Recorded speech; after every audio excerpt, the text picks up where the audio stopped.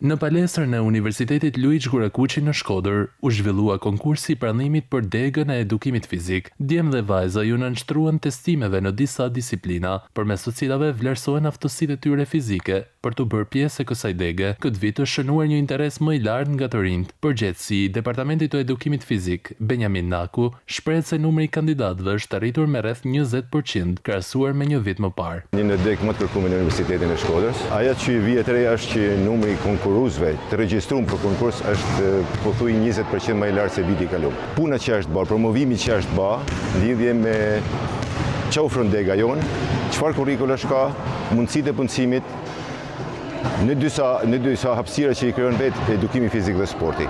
Për kandidatët, zgjedhja e edukimit fizik lidhet me pasionin për sportin, por edhe me mundësitë që kjo fushë mund të ofrojë në të ardhmen. Rinia ka nevojë për pak më shumë sport, besoj, edhe është diçka që është e mirë edhe për shëndetin, edhe besoj që për të ardhmen do të jetë diçka e mirë. Kam zgjedhur edukimin fizik sepse më duket një gjë që më ndihmon për jetën, është një shkollë shumë e mirë, një shkollë e sportit për të mësuar për pjesët e trupit, për të më mundi sa më mirë.